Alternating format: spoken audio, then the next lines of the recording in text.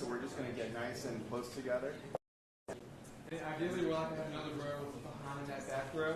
So if we're going to step forward and get close, there we go. That's it right there. Yeah. Keep it on.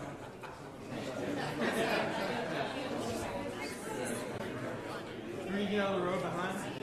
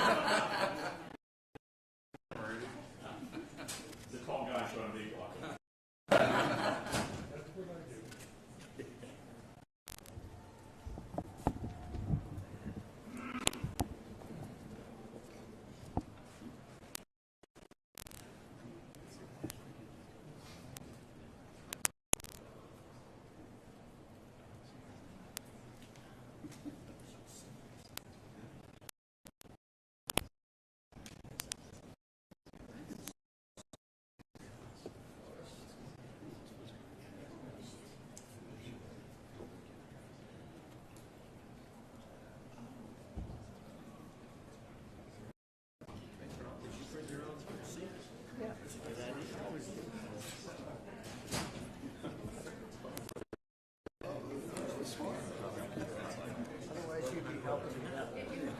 Preparation. We'll experience.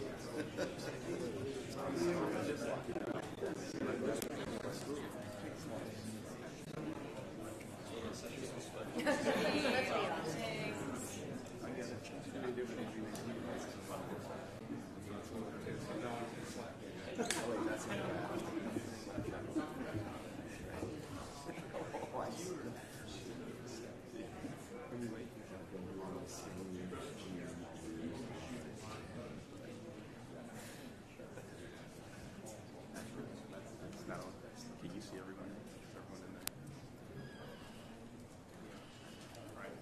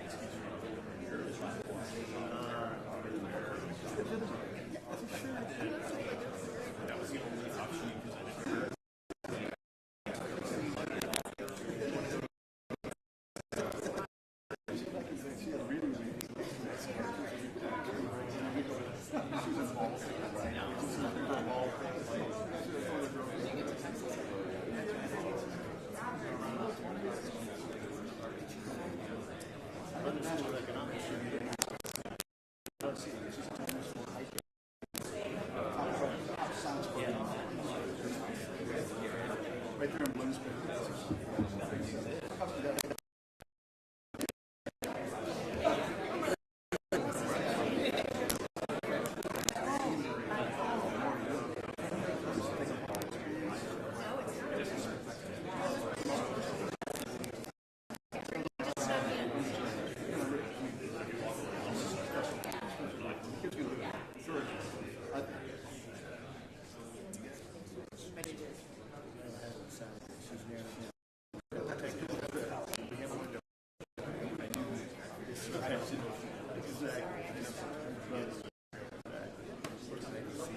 That's right.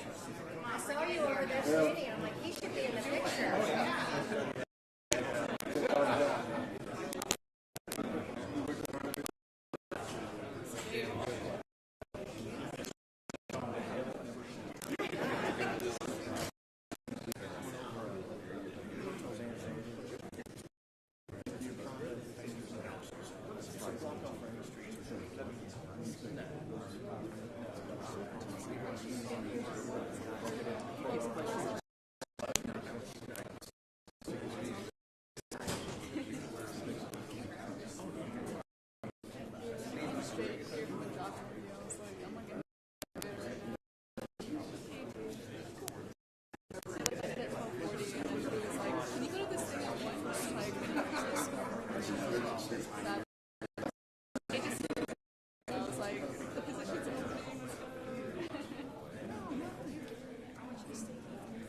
I want to stay here too.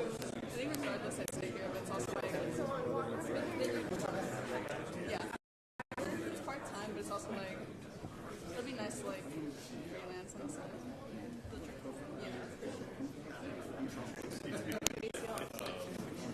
That's what I'm hoping for. I'm like, this will be so fun to do this year.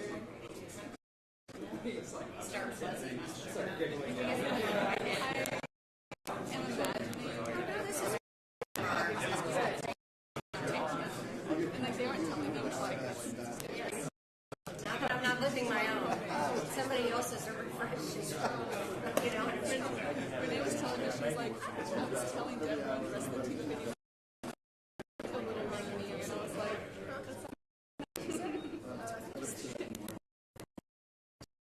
she was like, we both have like this humor, and they need that to replace me, or else they'll just transition. Yeah, exactly. Same personality through and through. So, crossing my toes, crossing my fingers. Everything's crossed. Are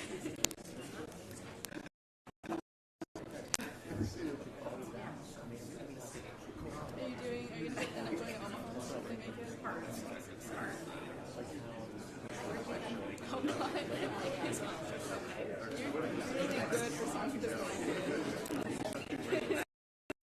It's hard to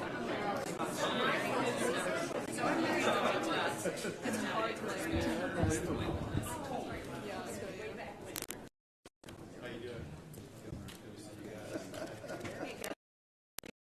Thanks for having us. Governor, good to see you. Great to see you. Yes, yes, yes. Yes. Distinguished group behind you. Thanks a lot. For your support. I know it's a visit. Long time. Long time no see, my friend. Hey. Congratulations.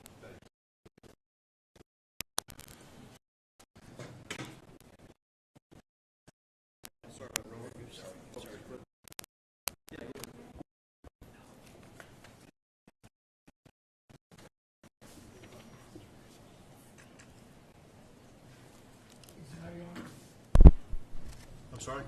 You start out questions first, and then it's like Alice in Wonderland. Questions first, and then the substance.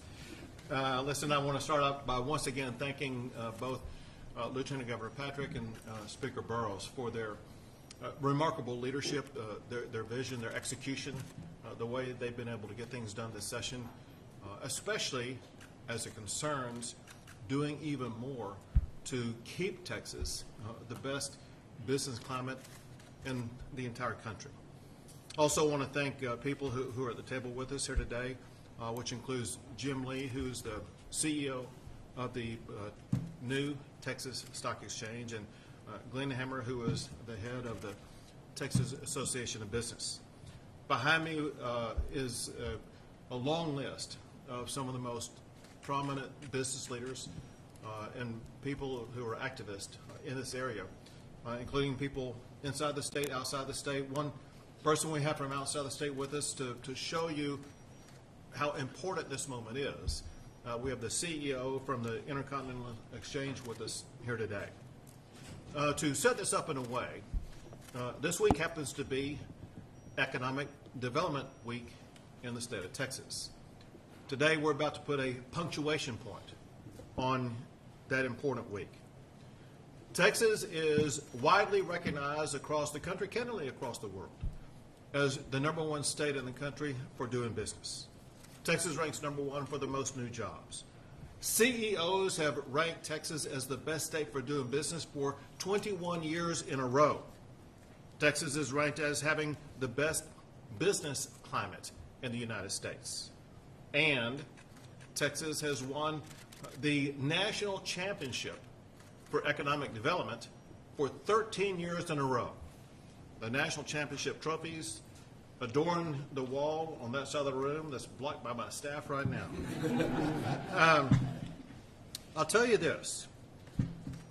There's a difference between becoming a champion and repeating as national champion year after year. To remain at the highest level requires constant innovation and improvement. And that's what we constantly work on to keep Texas the #1 best business climate. For example, last session we passed business courts in the state of Texas that provide a greater predictability for those involved in the business arena. This session I'm about to sign 3 laws that solidify our status as the best state for doing business for many years to come. Laws that will make Texas the unrivaled epicenter for business headquarters. The first involves Senate Bill 29. What it does is codify what's called the business judgment rule. This law provides business decision makers the certainty that sound business judgments made in the best interest of shareholders will not be second-guessed by courts. Absent things like acts of crime, business decisions are to be made by the elected officers and their shareholders, not by unelected judges. Senate Bill 29 also eliminates rogue shareholders with just a handful of shares of stock in a company from being able to hold a company hostage from the ability to make business decisions. The next bill I'll sign is Senate Bill 1058. It will cement Texas as a premier location for stock exchanges. Senate Bill 1058 will exempt stock exchanges operating in Texas, like the NASDAQ, New York Stock Exchange, and our very own Texas Stock Exchange, from certain franchise tax liabilities.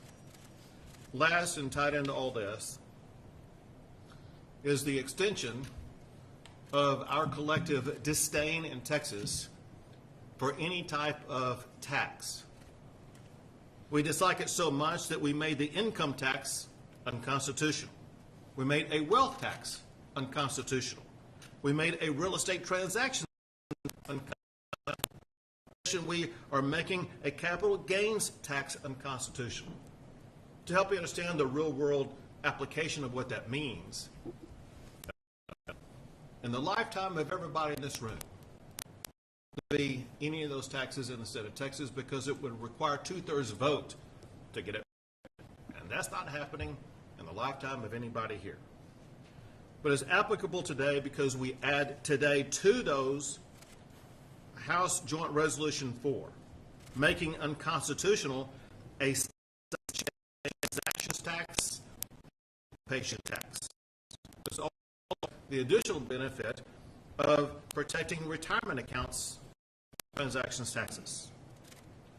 As I pointed out, Texas has long been known as the best in business.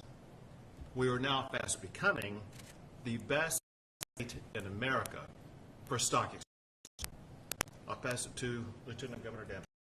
Thank you, Governor. I want to thank Senators Parker and Hughes standing behind me and their work on these bills and our entire Senate team. Senate Bill 29 is so straightforward, and it was an important piece of making the Texas Stock Exchange come into reality. All these bills are kind of tied into that. And Jim Lee and Glenn and Jim is one of the original thinkers on this.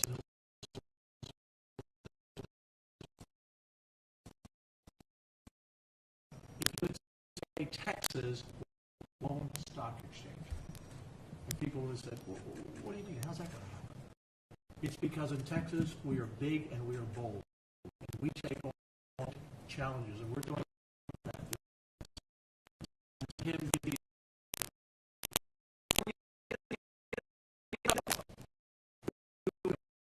Stock on the Texas Stock Exchange.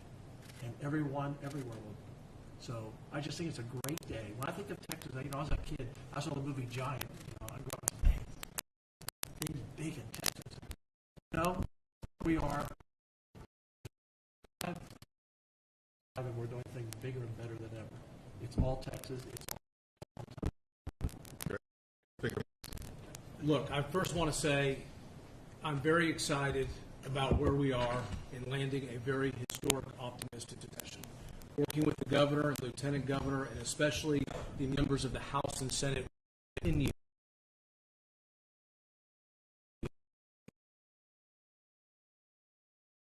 We are the business, people are.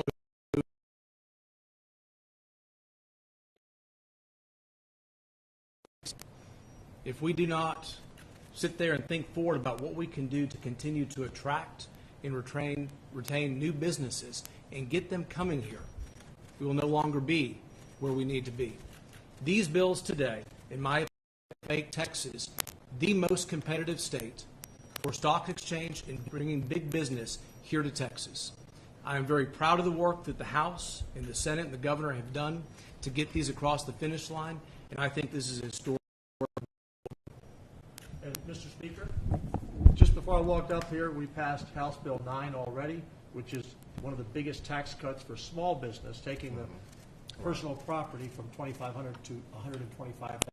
It's not just big business on the stock exchange; it's the small businesses that makes our engine go to. Very important. Thank you. And now Jim Lee, CEO of the Texas. Day one, Governor, you've made Texas will incentivize even businesses now to move their registrations, perhaps move their listings, and ultimately to move their headquarters to Texas. It also lays for exchange operators meaningful in Texas to our public markets. With the bills you're signing today and the others we've championed together this session, you are cementing Texas as the capital markets leader for generations. Thank you, Speaker, and thank you, Governor. Thank you. Congratulations. Thank you for doing your part. Glenn Hammer, head of the Texas Association of Business.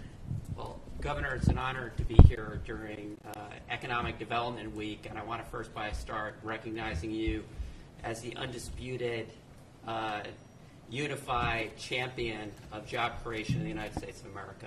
No governor does it better than you, and I want to thank the Lieutenant Governor and the Speaker for your lead to keep this is the trifecta. These bills that are being signed today will absolutely keep Texas in the nation jobs and to that today we have more finance jobs in New York. And this constitutional amendment is extremely important because my birth state, New York, which, by the way, when I was born, and it was less than 100, had 6% of the population. Now we're and the best day is 9. But this constitutional amendment, and why, is that New York, as we speak, suspended it, they have a tax on stock transactions. So this never have a tax. Side, I love saying Brexit. That we're to have the management rule codified means that it's only a matter before we leave Delaware in the dust when it comes to reincorporations and incorporations. And in closing, Governor, it's an honor to be in the best place in the world, maybe I would say the galaxy, for job. Thank you. Thank you. Now let me do the sign.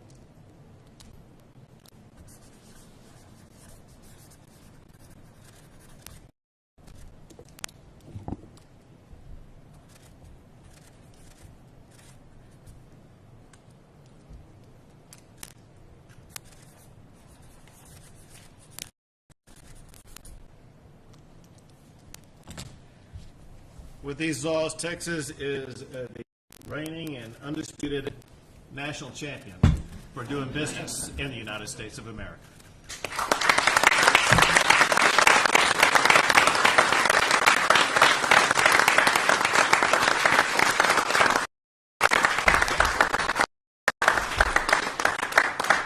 We're happy to take a few questions. Governor, I understand that, office is trying to attract business to places like Delaware,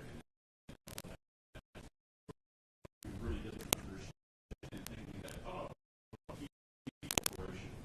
Why should the average person care?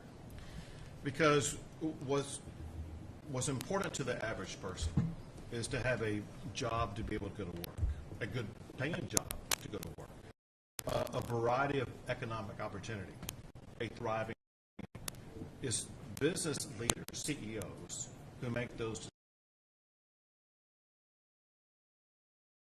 decisions to be able to start a business and grow. This is important for entrepreneurs who are going to start a business themselves. But all you have to do is compare and contrast Texas with New York or California. Texas is seeing rapid both population growth as well as business growth. There are businesses fleeing California every single day, businesses fleeing New York every single day. You have employees in California and New York losing their jobs because those employers pushed out by the heavy-handed policies of California.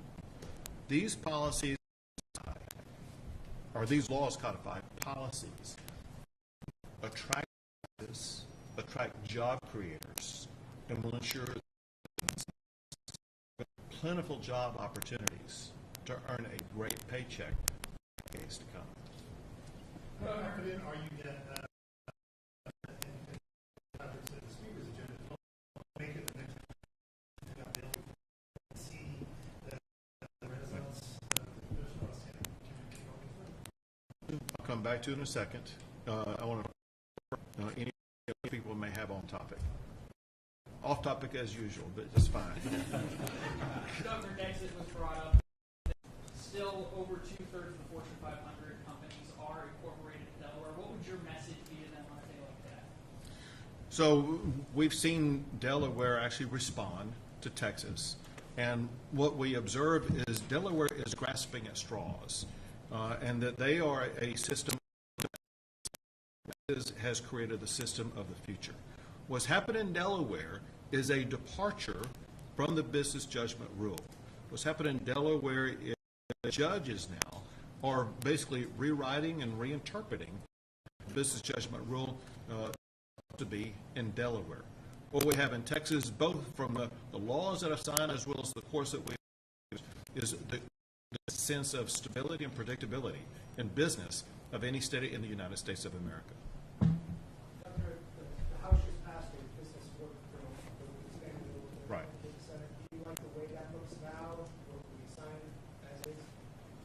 Yes. Oh, and so it can, obviously can still be improved upon, but here's the reality. If I understand it correctly, it expands the jurisdiction, expands the courts, and so it continues to build upon what we were able to put into effect last session. We could take a few more. Because I got to come back to him. Hold on a second. I told you I'd come back to you. I didn't say when. Didn't say it would be today or some other day. But Mr. Speaker, a lot of gavels have died under your watch. Another one died today, by the way. Serious question. The Senate has pitched an idea of universal school finance. Lieutenant Governor threw an idea. If you read it, do you like it, and are we going to get it? So I'm very excited about it. $8 billion of funding. And if you look at the key components of when it left the House, special education funding, teacher pay, looking at full day funding for pre-K, looking at a lot of the different component parts. What I understand, most of those are in that bill. Obviously, like any school finance bill, you've got to see the runs, but we are very optimistic and where we're at. Rudy, I want to give credit to Brad Buckley and Brandon Craig. I really think we went through the bill in great detail. I really think it's a masterpiece of school finance. Advertising teachers who are going to be paid more money than they've ever been paid before in Texas. It prioritizes kids with special needs and school safety. Those two guys working with and with senators and other House members and leadership. This is a great bill. $8 billion. $8 billion. And it's, I'm sure we'll be back here pretty soon. I'd like to add one more thing on that. That's really important. That will be the largest investment school finance bill in the history of Texas. right, and that's to double down. Largest school finance bill, providing more funding than ever before, and this is the best thing we can do for the most important part of education, and that is providing our teachers with the pay raise they need and deserve. Now, I promised you the first off-topic question, and somehow Rudy got around that. I was teeing him up. No, basically, you are some of your parties. There's still outstanding. Lieutenant Governor, and reform for you. How confident are all of you that it can get done next year? So we had breakfast again this morning, as we often do every Wednesday. We talked about all those things, and without revealing everything that we said, the reality is, speaking for myself and the other, we feel very good about getting all these big, important pieces of legislation across the finish line. If I can follow up on the public school financing question, as amended, the substitute in the Senate cuts down on the basic student allotment from $395, which is what the House passed, to $55. I've heard a lot of people already making noise about it. It sounds like you are okay with such. I'd love to hear. Back to talk at the beginning of session and talked about the component parts of the bill. Teacher pay, special education funding, which is so has been kind of the cornerstone of that. Pre-K. You look at the things that we have championed all throughout session. In that, we're looking at just one number, not what their bill does. I don't think actually how the bill gets to different.